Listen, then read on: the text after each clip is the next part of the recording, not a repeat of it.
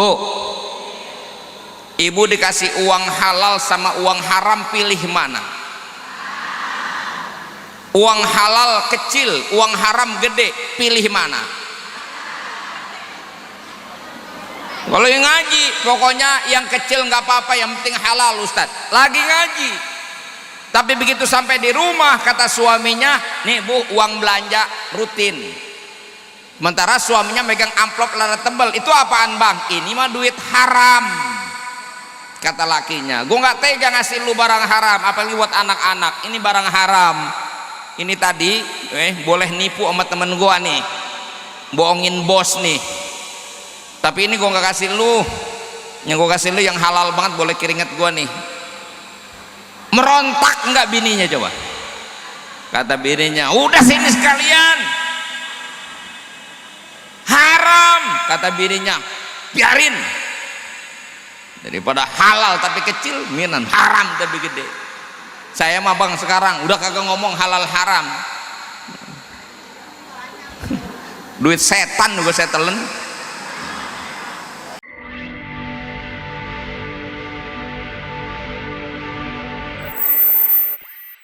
Assalamualaikum warahmatullahi wabarakatuh.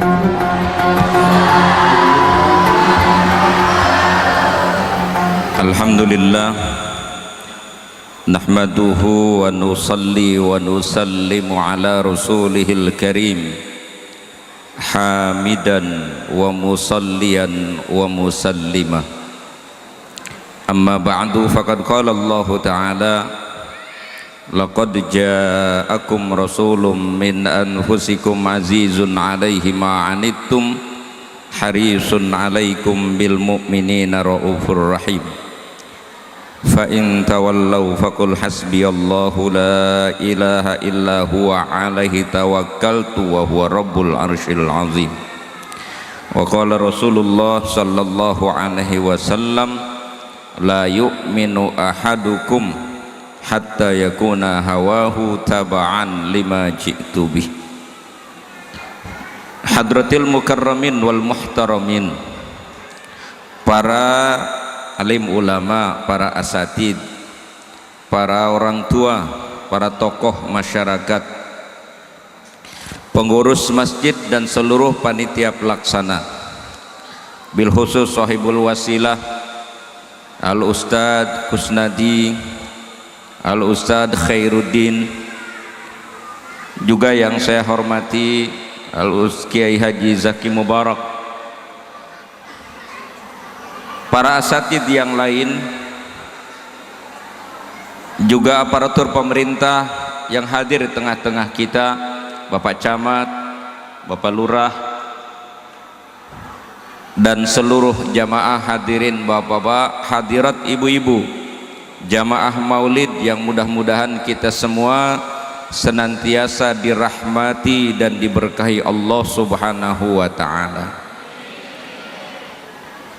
Alhamdulillah, malam ini kita bisa sama-sama hadir dalam acara peringatan Maulid Nabi kita Muhammad sallallahu alaihi wasallam, yang walaupun kalau ngitung-ngitung tanggal ini muludan dah lewat kemana tahu kalau ngitung tanggal, tapi kagak apa-apa kita muludan nggak main tanggal. Yang penting intinya kita memperingati Maulid Nabi sebagai bentuk ungkapan cinta kita, senangnya kita kepada Nabi kita Muhammad sallallahu alaihi wasallam, mengutip kalimat yang pernah disampaikan oleh seorang ulama besar Ahlus Sunnah wal Jamaah, Sayyid Muhammad Al-Maliki Al-Hasani. Beliau menyebutkan bahwa maulid itu ta'birun 'anil farah was surur bil Mustafa Rasulillah sallallahu alaihi wasallam, ungkapan senang dan gembiranya kita dengan Nabi Muhammad sallallahu alaihi wasallam. Kita patut bangga dan senang serta bergembira, termasuk malam ini kita hadir untuk memperingati maulidnya beliau, sekaligus memperingati diri kita masing-masing terkait sejauh mana komitmen kita bertuhan yang diajarkan oleh Nabi kita Muhammad sallallahu alaihi wasallam, dan komitmen bernabi dengan Nabi Muhammad sallallahu alaihi wasallam. Itu yang paling penting sekarang. Kita berani memperingatkan diri kita masing-masing, sejauh mana kita ini mengaku sebagai hamba Allah, mengimani Allah, komitmen bertuhan kita sejauh mana. Kita mengaku sebagai umatnya Nabi Muhammad sallallahu alaihi wasallam, kita masih berani mengingatkan diri kita sejauh mana kita berkomitmen bernabi dengan Nabi Muhammad sallallahu alaihi wasallam. Peringatan demi peringatan itu menjadi penting bagi kita, karena kalau meminjam istilah ekonomi, iman kita ini kelasnya itu fluktuatif namanya. Bahasa kerennya begitu, nenek-nenek paham kagak tuh bahasa itu? Kalau bahasa orang batu cepernya naik turun, iman kita itu naik turun. Yazidu wa yanqusu, yazidu bi ziyadati ta'ah wa yanqusu bil ma'siyah. Iman kita ini selalu begitu, dia akan naik seiring dengan bertambahnya ketaatan kita kepada Allah, dan iman kita akan turun dengan gara-gara kita melakukan maksiat. Kalau boleh saya tanya kepada jamaah, kalau urusan naik turun, kira-kira iman kita ini lebih banyak naik apa lebih banyak turun? Nah, situ yang jawab sendiri, bukan saya. Iman kita lebih banyak naik, lebih banyak turun, lebih banyak di atas, lebih banyak di bawah. Bapak sering di mana? Di atas, di bawah?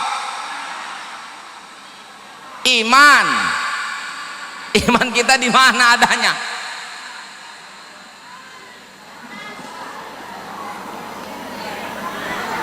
Ini jujur aja, kalau lagi ngaji begini, alhamdulillah nih kayak orang bener semua kita. Tensinya lagi naik, lagi rindu sama sorga, takut banget sama neraka. Kalau lagi begini, lagi ngaji di pesantren, di masjid, di majelis taklim, itu tensinya lagi naik. Tapi seringkali di luar itu semua, tarikan dunia seringkali membuat iman kita menjadi turun. Lain yang kita percayai dan kita yakini, lain pula yang kita ambil jalannya. Makanya ada baiknya saya akan membatasi ceramah, nggak usah lama-lama, yang penting judulnya peringatan. Kita bisa ukur itu diri kita. Ini kalau ngaji begini, jujur aja ngaji begini nih, termasuknya ngomong kayak orang bener. Tapi lain lagi situasinya, lain lagi pola pikir kita. Tuh.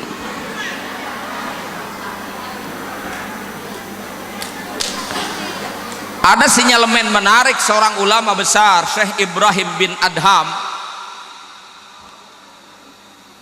Faktor yang membelakanginya, melatar belakangi pernyataan beliau ini agak berbeda memang, tapi ini saya ambil sebagai satu parameter, menjadi ukuran sejauh mana kita benar dan sadar dengan iman kita, ataukah kita termasuk orang yang lalai dengan persoalan iman kita.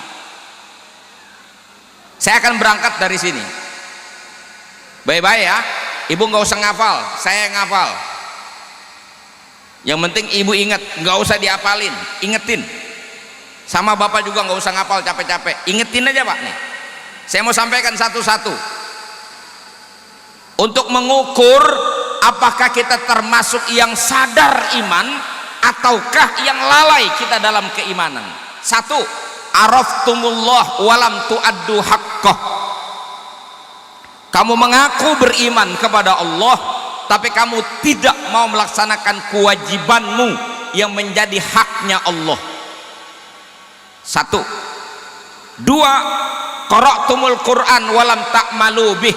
Kau baca Quran tapi tidak kau amalkan isinya. Yang ketiga, idda'aitum hubba Rasulillah wa taraktum sunnatahu. kamu mengaku mencintai Rasulullah tetapi kau tinggalkan sunnah-sunnahnya. Yang keempat, idda'aitum dukhulal jannah walam ta'malu laha, kau mengaku ingin masuk surga tapi kamu tidak mau beribadah. Yang kelima, idda'aitumun najata minan nar wa ramaitum fiha anfusakum, kamu mengaku ingin selamat dari neraka tapi kau lemparkan sendiri dirimu ke dalam api neraka dengan maksiatmu. Yang keenam, idda'aitum adawata syaitan wa ata'tumuh wa wafaqtumuh, kamu mengaku bermusuhan dengan setan tapi nyatanya kamu selalu taat dengan ajakan setan dan seringkali pula perbuatanmu sama dengan perbuatan setan. Yang ketujuh, qultum annal mauta haqqun walam tasta'iddulah, kamu mengaku, kamu meyakini dan kamu berkata bahwa mati adalah satu kepastian, tetapi mengapa kamu tidak mempersiapkan diri menghadapi mati. Yang kedelapan, dafantum mautakum walam ta'tabiru bihim, kamu sudah sering menguburkan orang mati tapi sayangnya kamu tidak mampu mengambil iktibar dari proses penguburan orang mati. Yang kesembilan, akaltum ni'mata rabbikum walam tashkurulah, kamu sudah banyak makan nikmat Allah tapi nyatanya kamu tidak pandai mensyukuri nikmat Allah. Dan yang ke-10, istaghaltum bi'uyubi ikhwanikum fala tarona uyuba anfusikum, kamu selalu sibuk dengan aib orang lain sehingga kamu tidak mampu melihat aib dirimu sendiri. Coba dari 10 poin itu yang ada di kita kira-kira ada berapa coba? Hah? Semua? Wih, parah ini. Tapi insya Allah kalau nggak parah, kalau ngaku mah kita ngaku aja udah. Mudah-mudahan pengakuan kita dengan jujur bahwa kita modelnya masih kayak begitu tapi kita pengen bener, mudah-mudahan Allah ampuni yang udah lewat dan ke depan kelakuan kita bisa menjadi lebih baik. Aminnya gampang Pak, tibang amin doang mah gampang. Ini masalahnya komitmennya itu. Coba lihat, araftumullah walam tu'addu haqqah, kau ngaku beriman kepada Allah tapi kau tidak tunaikan kewajibanmu yang menjadi haknya Allah. Ketika Nabi tanya seorang sahabat, tahukah kamu haknya Allah kepada hambanya, atas hambanya, dan tahukah kamu kewajiban Allah atas hambanya? Nabi bilang, anta'buduh wala tusyriku bihi syai'a. Itu yang paling penting poinnya. Kau esakan Allah, kau imani Allah dengan benar, dengan tauhid yang benar, dan jangan sekutukan Allah dengan apapun. Itu mesti diluruskan tauhid kita, iman kita, karena iman kita seringkali iltibas dengan kemusyrikan.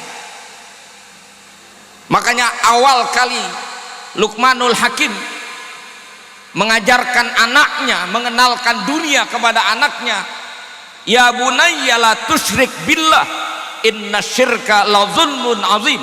Dan ini diabadikan oleh Allah dalam Al-Quran sebagai pijakan kita kaum muslimin. Sebelum apa-apa, tauhid dulu kita perbaiki. Mengimani Allah secara totalitas. Jangan di satu sisi mengimani Allah Tuhan yang maha kuasa tapi kemudian kita menyandarkan ada kuasa lain di samping kuasa Tuhan. Mohon maaf ini mak, saya sering belak-belakan apa adanya. Sholat mah sholat, berdukun mah rajin. Ada nggak yang begitu orang modelnya? Pengen kaya ke rumah dukun, dukunnya aja rumahnya mau rubuh. Pengen dagang laris, pengen punya jabatan cepet naik, ruang dukunnya aja mantan pedagang gagal karena dia itu ngedukun setelah modalnya habis. Akhirnya dia ngedukun, baru belajar dagang, nyari pengasihan sama dukun. Pejabat sekolah tinggi-tinggi, ilmu tinggi-tinggi, pengen naik pangkat ke rumah mbah, Wong pejabatnya aja sekolah SD aja kagak tamat.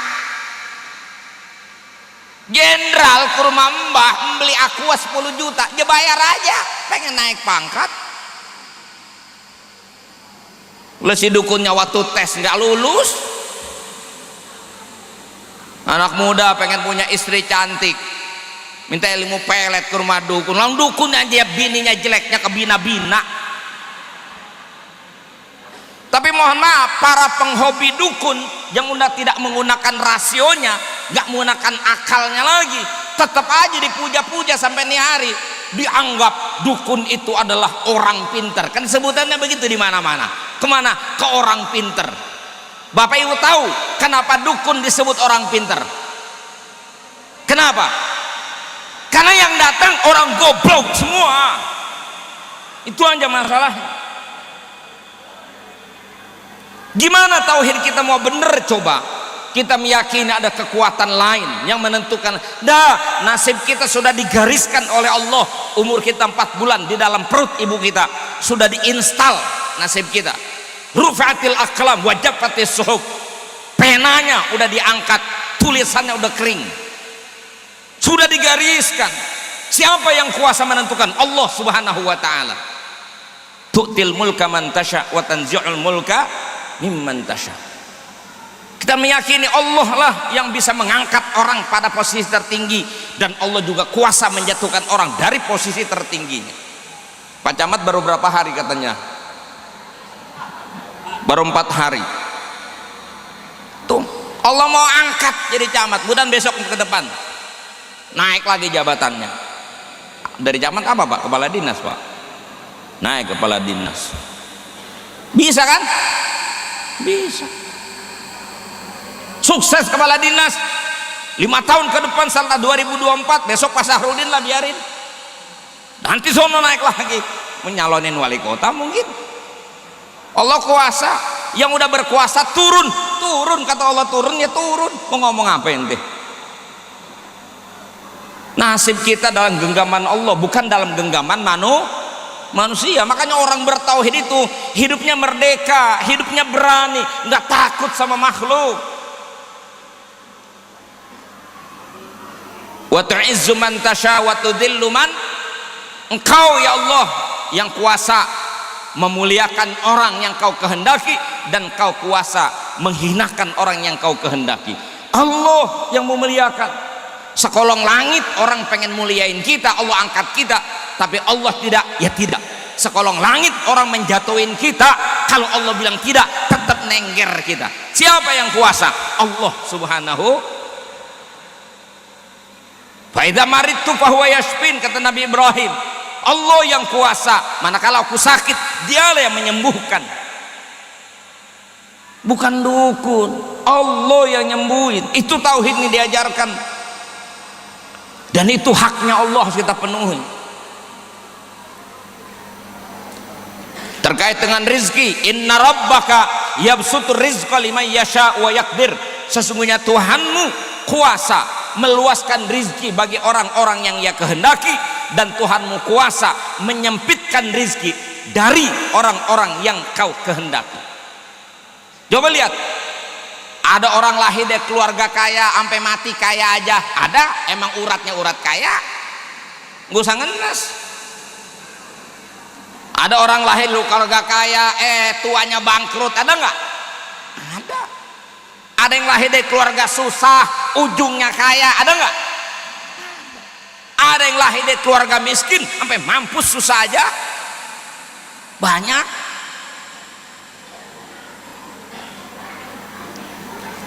Siapa yang kuasa? Allah. Kalau Allah bisa beda-beda begitu? Tidak. Iman kita mengatakan Allah yang punya otoritas menentukan siapa di mana, apa dan bagaimana. Allah yang kuasa. Kita sebagai hambanya yang mengimani Allah dengan kekuasaannya dan otoritasnya menentukan. Tugas kita cuma 2. Kalau kita dikasih nikmat, kita dituntut untuk menjalankan tugas kita, bersyukur atas nikmat Allah. Kalau kita mendapatkan sesuatu yang tidak menyenangkan bagi kita, Allah perintah kita untuk bersabar. Itu komitmen bertuhan namanya. Ya orang bener saya kalau ngomong begini.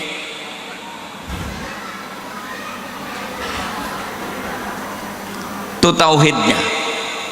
Ini yang diperjuangkan oleh Nabi kita Muhammad sallallahu alaihi wasallam ketika menghadapi akidah orang-orang Quraisy yang mereka itu menyekutukan Allah. Dia percaya Tuhan itu ada, tetapi ketika dia melakukan sesembahan, dia tidak menyembah Allah tapi menyembah patung.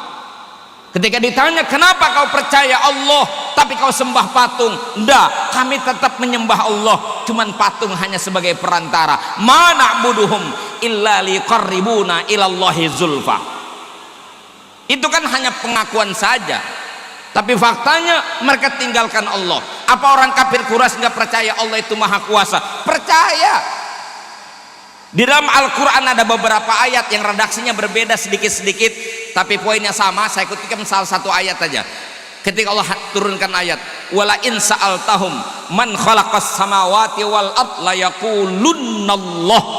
Kalau kau tanya kepada orang-orang penyembah berhala itu, siapa sih yang menciptakan langit dan bumi? Kata Allah, pasti dari hati yang terdalam mereka akan bilang yang menciptakan langit dan bumi adalah Allah.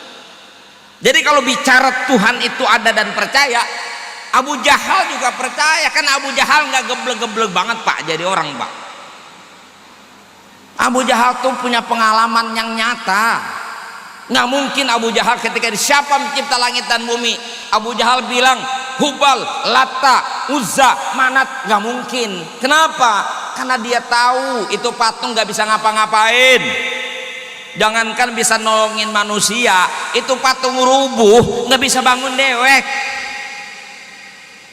Itu patung diberakin laler, bisa menghindar nggak dia? Enggak. Dia tahu. Tapi kenapa disembah? Disitulah letak disebut mereka itu jahil, tidak menggunakan logikanya. Wa idza qila lahum ittabi'u ma anzalallah qalu bal nattabi'u ma alfaina alaihi aba'ana awalau kana aba'uhum la yaqiluna syai'aw wa la yahtadun. Intinya dia nggak pakai otaknya, dia nggak pakai logikanya. Makanya orang kalau masih percaya sama dakan dukun itu sama aja model kayak gitu, otaknya nggak dipakai. Orang dulu tapi sekarang udah pada berubah dikit-dikit ya. Dulu orang Mangkatan masak kue loyang pertama dilemparin ke genteng, katanya buat kiruhun. Wah, kue talam dilemparin ke genteng, padahal dilemparin ke majlis kan lebih enak dimakan sama santri. Dilemparin ke genteng, takut kuenya bantat semua katanya. Masya Allah. Sampai supaya jangan hujan, kodok diseksa, dipendem. Ada yang kodok digantung di pengeret. Ya bener, kalau kodok digantung nggak bakalan turun. Apanya? Kodoknya. Urusan hujan apa urusannya sama kodok? Tapi orang ikut-ikutan, udah nggak dipakai, ini syarat katanya. Tuh begitu modelnya, ikut-ikutan. Jadi kita memperingati Maulid Nabi yang pertama, kita harus mengingat apa sih tema pertama yang Nabi hantarkan kepada manusia saat itu? Memberantas kemusyrikan, mengajak manusia bertuhan dengan Allah, bertauhid kepada Allah, ibadah kepada Allah tanpa ada unsur lain kecuali hanya Allah. Dan itu sesuai dengan ikrar kita setiap kita mulai sholat, inna salati wa nusuki wa mahyaya wa mamati lillahi rabbil. Keren Pak, keren ngomongnya Mak, ngomongnya sholatku, ibadahku, hidup dan matiku hanya untuk keren. Cuman ada bocah jam 7 sholat isya ikrarnya sama, hidup matiku untuk Allah. Jam 8 ketemu si doi udah berubah 180 derajat, aku tidak bisa hidup tanpa kamu. Kemana tuh tadi ucapan hidup matiku untuk? Itu cerminan tauhid. Luruskan dulu itunya, mantapkan dulu keyakinan kita kepada Allah bahwa Allah yang maha kuasa. Maka kalau kita meyakini itu, kata Syekh Nawawi dalam kitab At-Thimarul Yani'ah ketika membahas 4 prinsip iman kepada Allah, salah satunya adalah al-isti'anatu billah, yaitu meminta tolong kepada Allah, hanya Allah, tidak yang lain. Satu, jelas? Ini 10 ini, sampai jam berapa saya ceramah ini? Yang kedua, biar cepat. Qara'tumul Qur'an walam ta'malu bih, kau baca Quran tapi tidak kau amalkan isinya. Sudah dibaca, tadi dibaca Quran sama Ustadz Ilham, enak nggak? Enak nggak? Enak, orang dia kori, bermodal tuh. Ibu enak-enak doang, mau modal kagak? Bermodal, baca. Yang mau disorot dengan pernyataan tadi apa? Kau baca Quran sejauh ini tapi kau tidak amalkan isinya, padahal jelas Quran pertama kita buka di ayat kedua, dzalikal kitabul la raiba fih hudan. Quran itu adalah petunjuk hidup bagi orang-orang supaya meraih ketakwaan, supaya jadi orang bertakwa. Pedomannya Quran. Ngidul kata Quran, ngidul kita berangkat, ngalor kata Quran, ngalor kita pergi. Itu baru namanya menggunakan Quran sebagai petunjuk. Tapi apa yang terjadi kemudian hari ini bisa kita saksikan, manusia lebih banyak percaya dengan konsep dokter ketimbang konsep Quran. Dia lebih percaya dengan resep dokter ketimbang resepnya Allah. Orang sakit diagnosa ke rumah sakit, kata dokter, Pak ini penyakitnya kencing manis, diabetes mellitus. Pak ini penyakitnya darah tinggi, hipertensi. Maka bapak kalau pengen hidupnya normal dan tidak kambuh penyakitnya, proses penyembuhan dan nanti supaya jangan kambuh penyakitnya, kata dokter, bapak mesti jaga pola makan. Yang punya penyakit darah tinggi jangan makan ini, jangan makan itu. Yang punya kencing manis nggak boleh makan ini, nggak boleh makan itu. Lebih-lebih kalau udah malam kagak boleh makan malam. Gitu kan? Ah, itu pantangan dokter biasanya diturutin nggak? Diturutin nggak? Diturutin. Kenapa dia turutin? Karena dia nggak mau sakit, dia nggak mau kambuh, betul? Betapa menderitanya kalau dia punya penyakit itu dan kambuh penyakitnya dan dia takut mati, maka dia kagak mau itu makan. Mulai malam ini nggak mau makan daging kambing, nggak lagi pengen makan duren, padahal nggak mau makan, pengennya mah luar biasa. Makan emping aja udah kagak berani, beraninya makan kerupuk melarat. Emping nggak berani. Nasi ditakar sebokor nggak boleh nambah, ditakar. Masya Allah, taat dia. Kata dokter, kalau tidak dijaga pola makannya akan berbahaya bagi kehidupan bapak. Diturutin gak sama dia? Diturutin. Giliran Allah bilang di Quran, wala ta'kulu amwalakum bainakum bil batil. Hei orang-orang beriman, kamu jangan sembarangan makan. Jangan kau makan yang bukan punya kamu. Jangan kau ambil harta yang bukan bagianmu. Jangan kau ambil harta yang beredar di antara kamu dengan cara yang ilegal. Haram hukumnya. Kalau kau ambil barang haram, neraka aku sediakan buat tempat pembakaran bagimu. Takut nggak dia? Takut nggak dia? Kagak. Tetap nyolong jalan terus, tetap nipu dilakonin. Ada yang begitu? Dokter timbang bilang takut kambuh, dia nggak makan daging kambing. Tapi Tuhan bilang jangan kau makan harta yang bukan milikmu, ntar masuk neraka. Nggak takut itu. Masya Allah. Quran bilang innamal mu'minuna ikhwah. Mukmin itu haruslah mau bersaudara. Hidup harus mau merajut persaudaraan, bukan permusuhan. Siapa yang kau jadikan saudara? Manusia itulah saudaramu. Maka dalam Islam ada aturannya nanti. Muamalah kita dengan yang seiman, dengan kerabat, dengan orang non muslim, bahkan hukum bertetangga menjadi bermacam-macam. Islam mengajarkan kita untuk selalu mau merajut dan menebar semangat persaudaraan. Itu kan perintah Quran, innamal mu'minuna ikhwatun. Artinya kita dilarang bermusuhan. Makanya ada ayat fa aslihu baina akhwaikum, damaikan di antara dua orang yang berselisih agar kita hidup dalam suasana damai. Kan enak kalau damai. Ini gara-gara damai begini kita bisa ngaji, alhamdulillah. Lah kemarin gara-gara corona aja kita nggak berani ngumpul begini, sekarang alhamdulillah berani lagi, alhamdulillah. Coba kalau perang bisa begini kita, boro-boro perang, corona aja musuhnya kagak kelihatan, udah ketakutan, apalagi ada bom.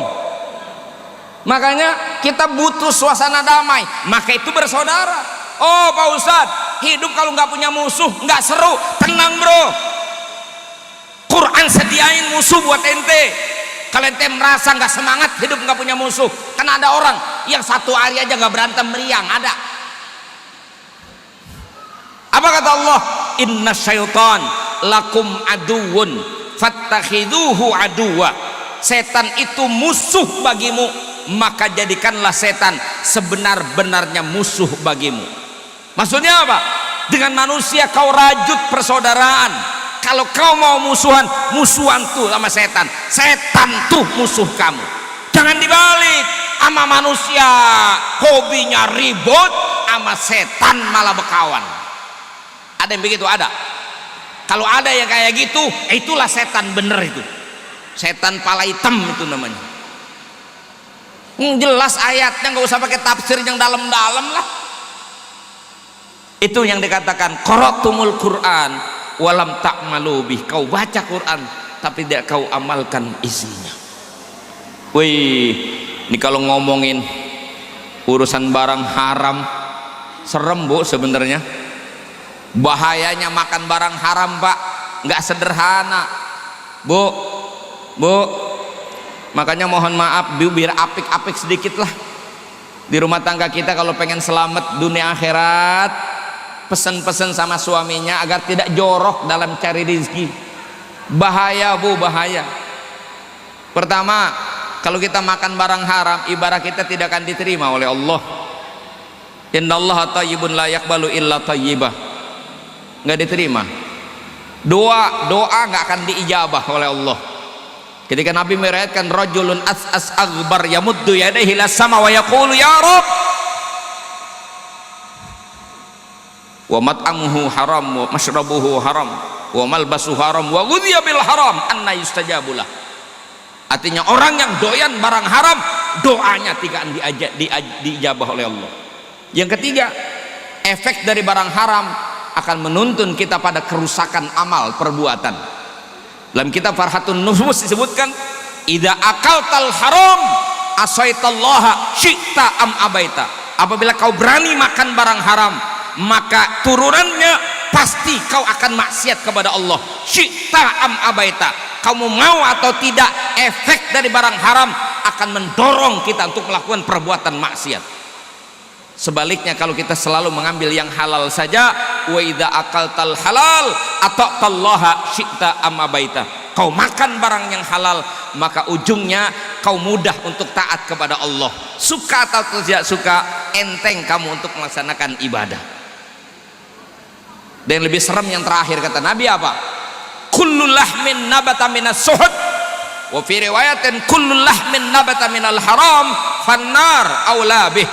Setiap daging yang tumbuh dari barang haram, maka neraka yang paling pantas untuk menjadi tempat pembakaran bagi dirinya.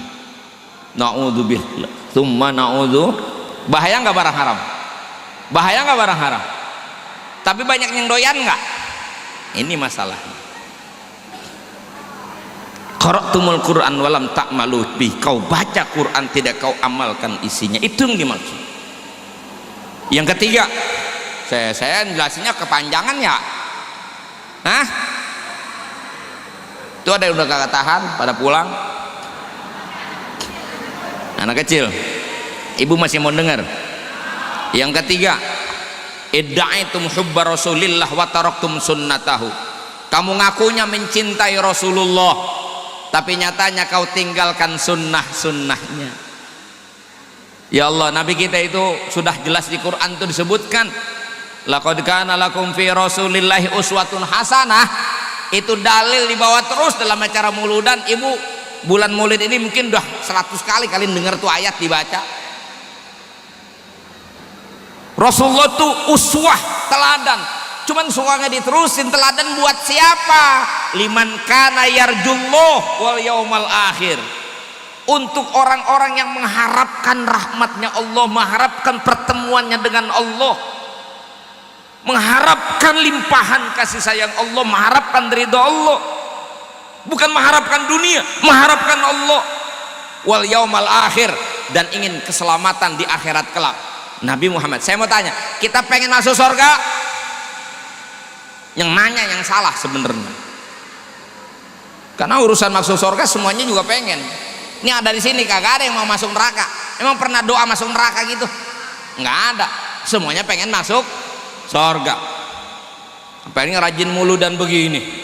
Orang Jablay aja nggak pernah mulu dan pengen masuk surga.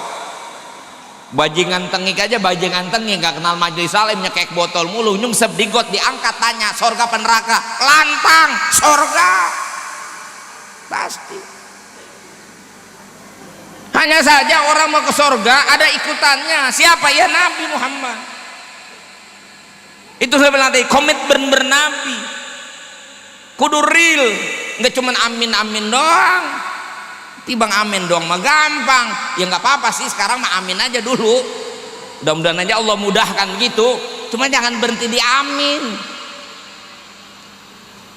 Gimana caranya? Ikuti Nabi, nggak usah yang sulit-sulit lah. Apa sih 24 jam kerjaan kita? Ikuti Nabi. Mau tidur, ikuti cara Nabi. Tidur nunggu ngantuk di depan TV ngejemprah aja. Baju nggak dipakai, bang kutang doang. Dia kan ditiup sama kipas angin. Wih, mana ada tidur begitu? Cara Nabi tidur begitu. Tidur cara Nabi. Bangun tidur caranya Nabi. Bangun tidur kita masuk ke WC pakai cara Nabi. Baca doa masuk ke WC. Ngeden sepuasnya di dalam, keluar doa lagi. Habis itu kita nyarap makan pakai cara Nabi, pakai doa, pakai tertibnya makan, ada adabnya, cara duduknya bagaimana, cara nyuapnya bagaimana, tiru. Apa yang susah sebenarnya?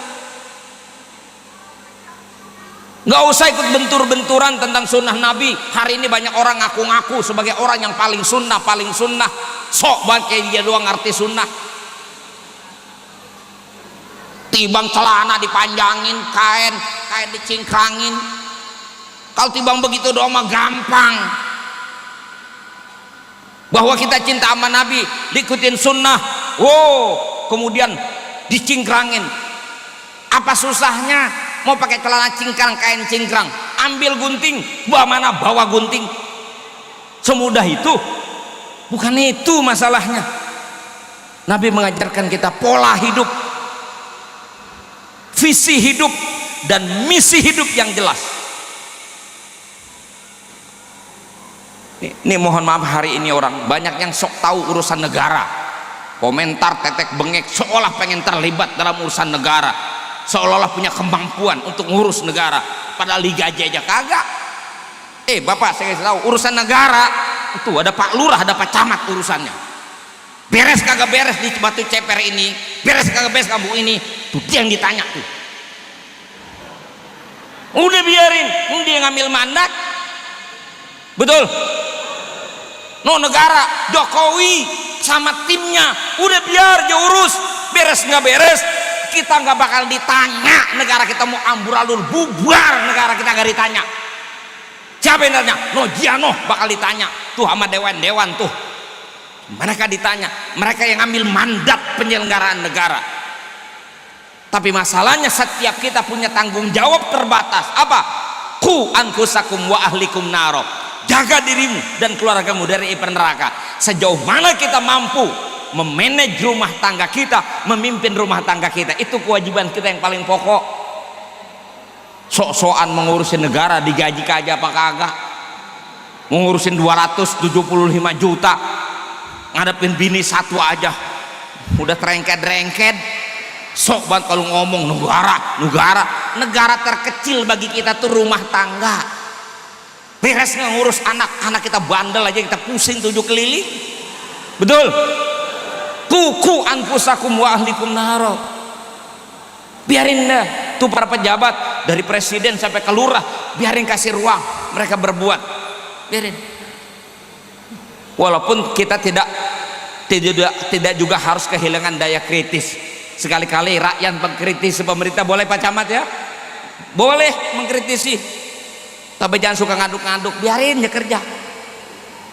Kadang-kadang ngotot ngalahin mulu, mending dia bisa, mending dia tahu.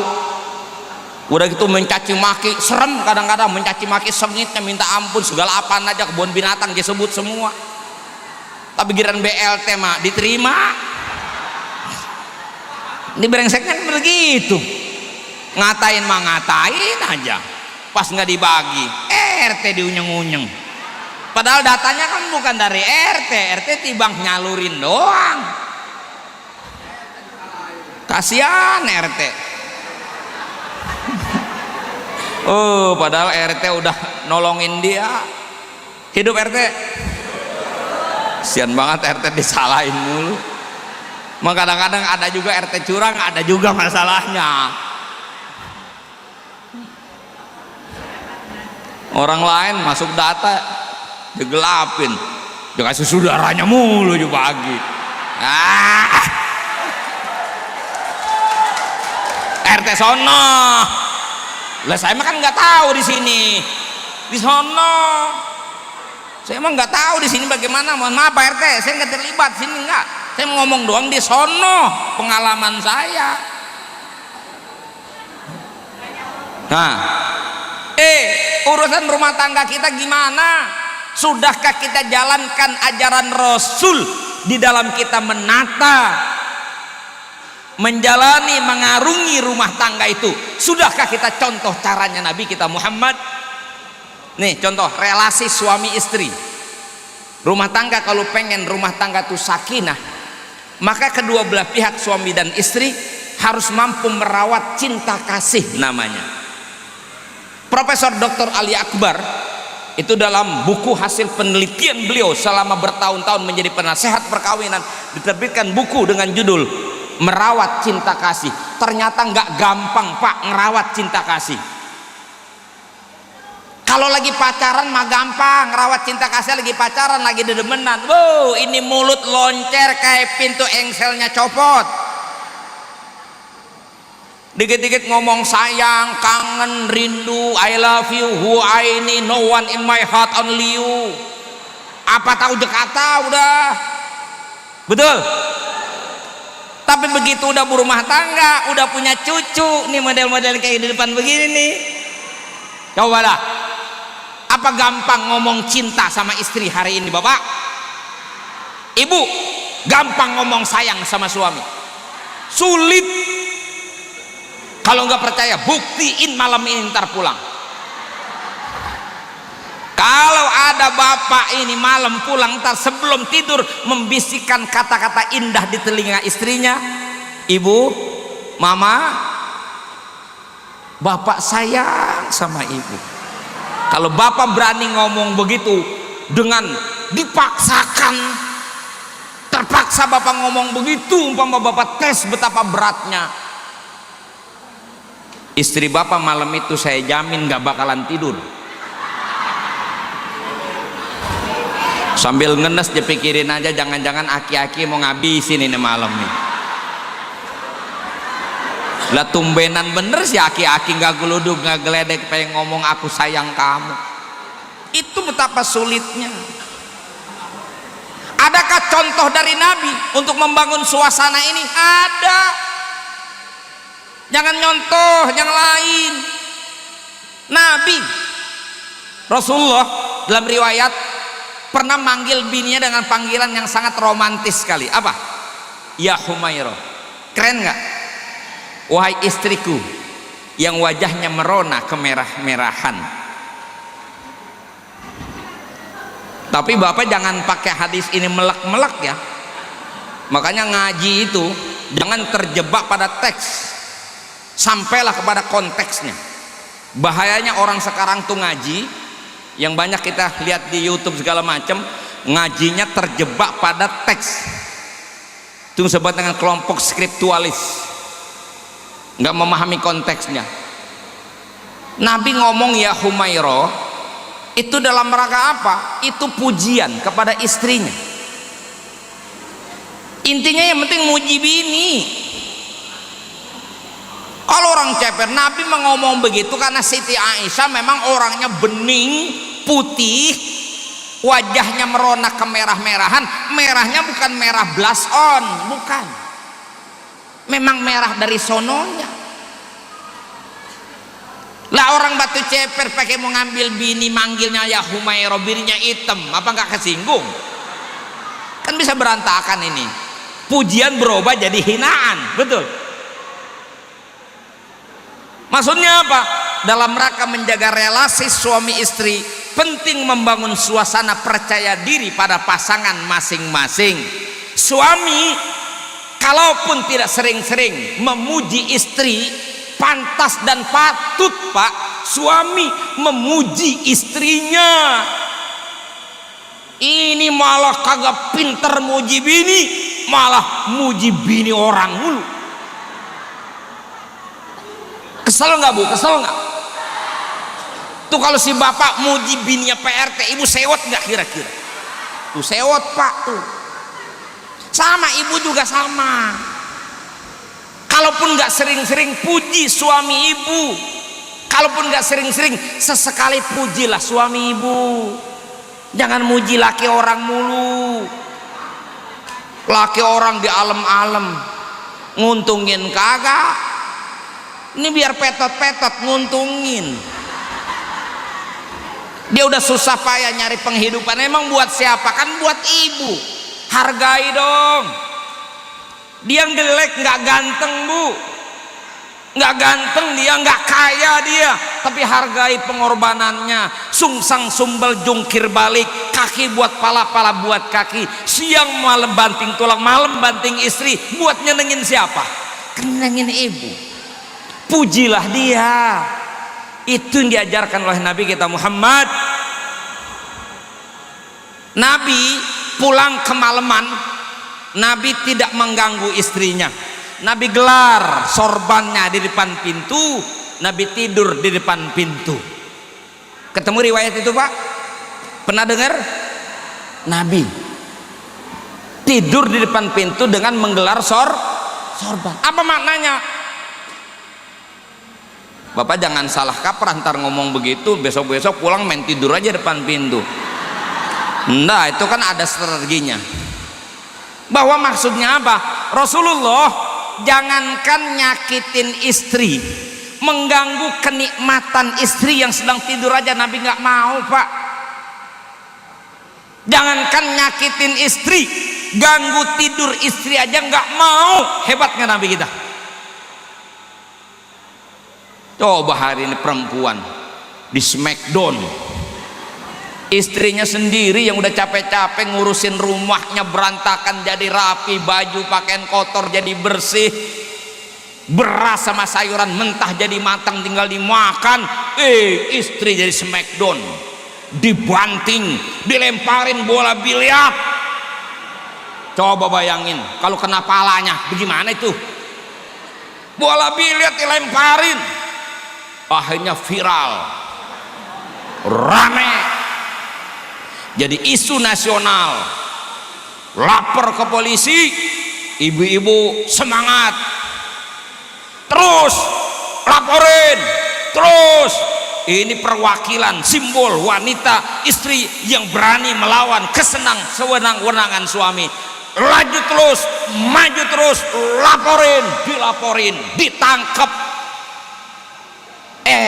dicabut.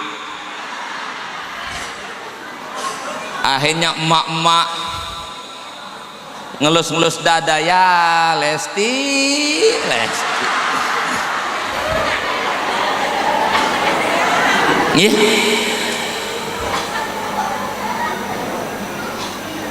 Saya ngomongin urusan yang besar-besar, urusan keseharian kita.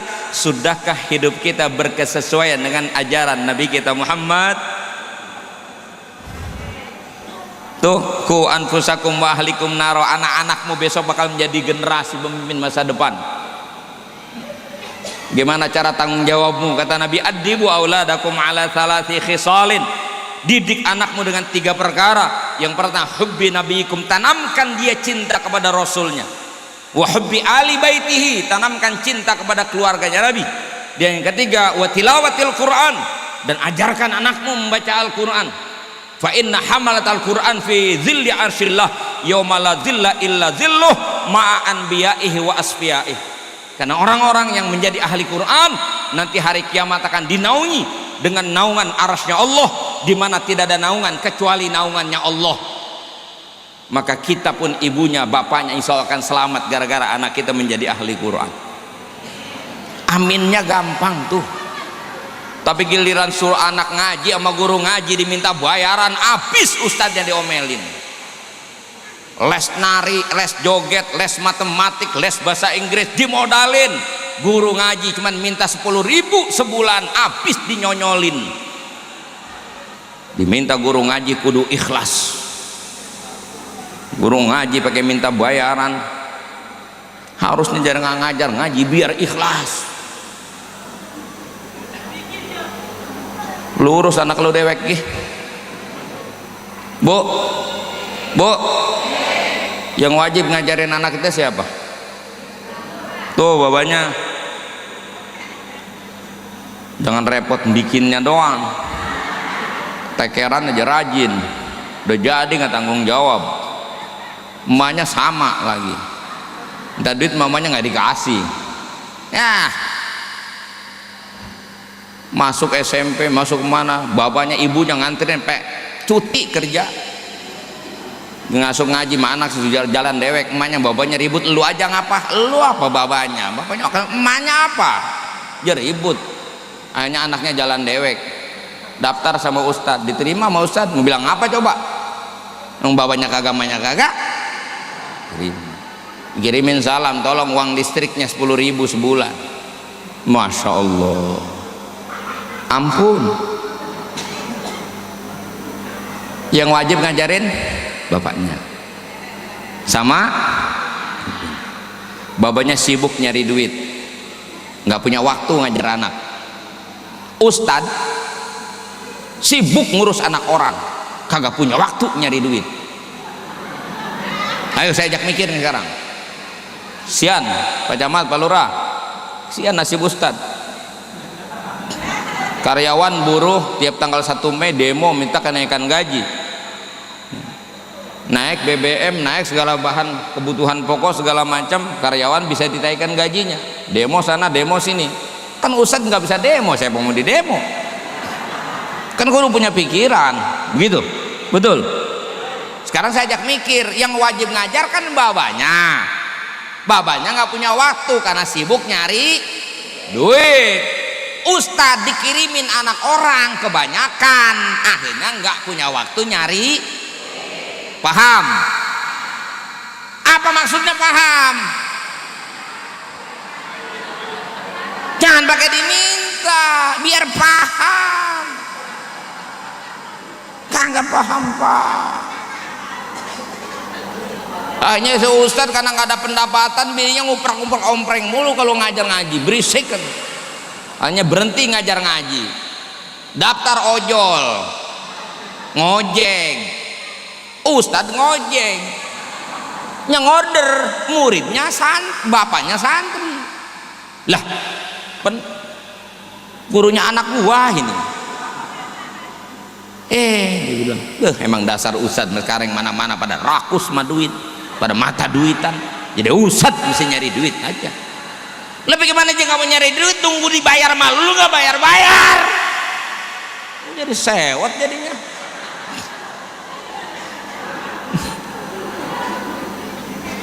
Ya, qu anfusakum wa ahlikum. Saya nggak ngomong yang muluk-muluk, orang yang itu aja yang kayak udah keleleran, kita masalahnya di situ. Betul? Udah berapa tuh saya ngomong barusan? 3 udah, masih 7 lagi. Enggak, saya capek juga, udah meriang saya. Saya mau ambil yang buntutnya yang belakang. Akaltum nikmata rabbikum wa lam tashkurulah. Kamu udah banyak makan nikmat Allah tapi nggak pandai syukur. Makan pagi-pagi sarapan sepiring mentung, ntar makan siang munjung, makan sore nambah, malam mindo nggak ada, mie tek-tek lewat diberhentiin. Ibu-ibu sambil nyemil nonton dangdut Akademi 5, suaminya sambil kongkong rokok nggak putus-putus. Tapi lihat Pak, ngeluhnya nggak berhenti, ngaku susah mulu, susah. Udah begitu masih susah mulu, coba lihat. Syukuri dulu apa sih? La haula wala quwwata. Nabi yang kita peringati maulidnya, ketika dihantarkan sepotong roti oleh putrinya Siti Fatimah, apa kata Nabi? Wahai putriku, ketahuilah sepotong roti yang kau hantarkan ini akan masuk ke dalam perut ayahmu. Setelah perut ini 3 hari tidak pernah masuk apa-apa. Apa Nabi ngeluh? Jangankan Nabi, Siti Fatimah bersama Sayyidina Ali dengan sebegitu susahnya nggak pernah ngeluh.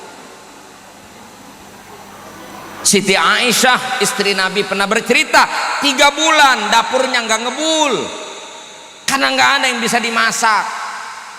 Ini biar jelas nih, orang sekarang juga banyak dapurnya nggak ngebul, cuman order pakai online,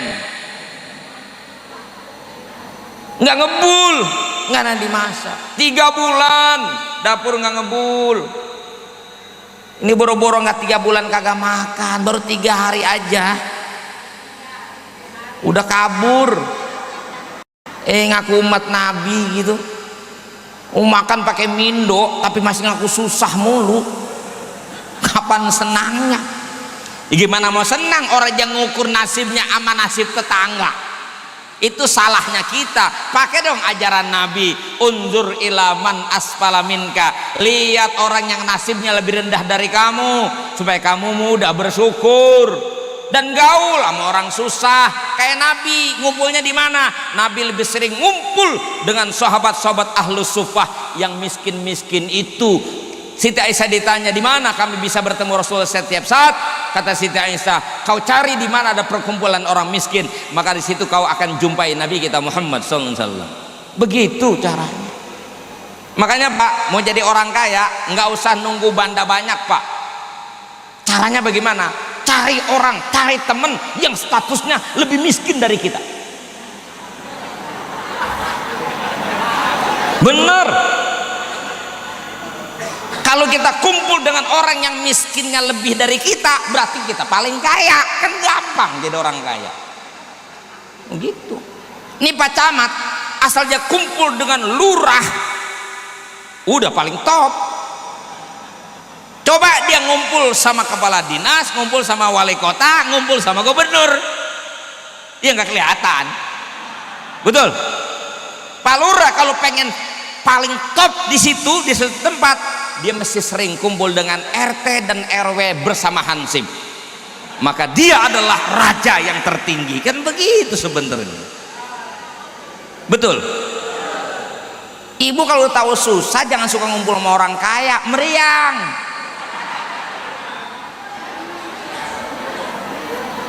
Begitu caranya hidup. Ngumpulnya sama yang emasnya selebar jagat. Dia punya emas 10 gram. Sayang manja liatin mulu 10 gram. Kesono ngeliat ini lain, ini lain, ini lain, ini lain, ini berbunyi. Waduh, meriang awaknya. Hanya laporan malakinya. Lama-lama bukan laporan lagi, ngeluh malakinya. Lama-lama bukan cuma ngeluh, habis lakinya labrak-labrak. Sampai lakinya udah kagak mau pulang. Kenapa? Asal ngeliat rumah, udah kayak ngeliat polsek.